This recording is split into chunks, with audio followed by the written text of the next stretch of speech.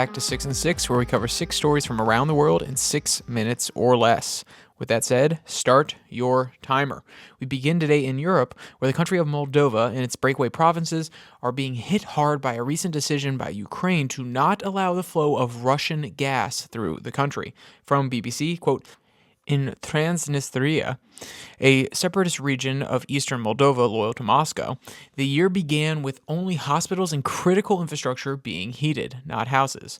Quote, the hot water was on until 2 a.m. I checked. Now it's off, and the radiators are barely warm, Dmitry told the BBC by phone from his flat in the enclave. Transnistria's main power plant in Kirchurgen, excuse me if I'm mispronouncing your city, is already being fueled by coal instead of Russian gas, and the authorities say there's only enough of that for the next 50 days, end quote. Next, we go to South America, where an extensive search throughout the last month in Ecuador for the bodies of 4 young boys have been found and identified. From Reuters, quote, 4 bodies discovered last week are a group of boys reported missing at the start of the month. Ecuador's Attorney General's office said on Tuesday, as a judge ordered detention for 16 military personnel while their alleged role in the disappearance is investigated. The boys, aged 11 to 15, went missing on the 8th of December from the Las Malvidas neighborhood in the coastal city of Guayaquil.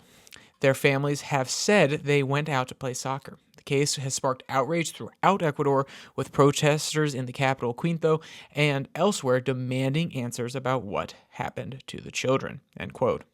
Across the Atlantic and Africa, where we talk about France, and they're beginning to downscale their presence, their military presence within the region, this time with troops departing from the Ivory Coast. From BBC, in an end-of-year address, Ivory Coast President Alassane Ouattara, sorry for mispronouncing your name, sir, said the move was a reflection of the modernization of the country's armed forces. Separately, Senegal, which last month announced France would have to close its military base in its territory, confirmed the withdrawal would be completed by the end of 2025.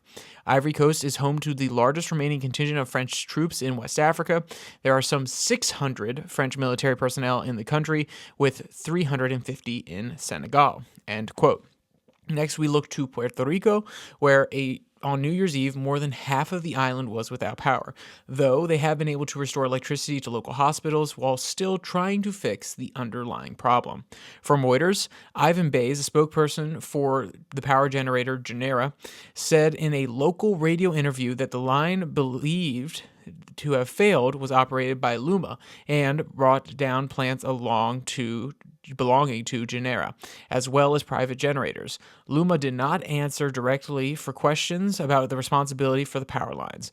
Puerto Rico Governor Pedro Pierluisi said in a post on social media that Luma and Genera, quote, need to speed up bringing back online the generator units and keep the people informed about the measures they are taking to bring service back to the whole island, end quote.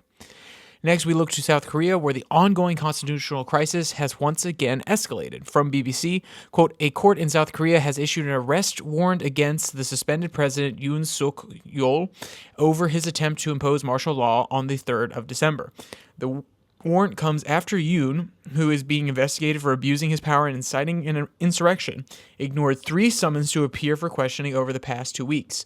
Yoon's legal team has called the warrant, quote, illegal and invalid, and said they would be challenging it in court. Investigators have until the 6th of January to execute the warrant that was approved by the court in the capital of Seoul and can request an extension.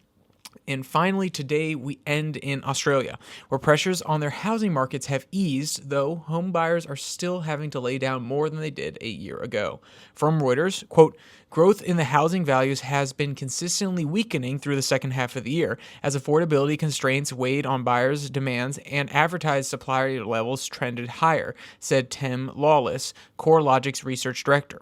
Property values are still up 4.9% for 2024 as a whole, adding about $38,000 Australian dollars to the median value of a home, which in Sydney now stands at 1.2 million Australian dollars.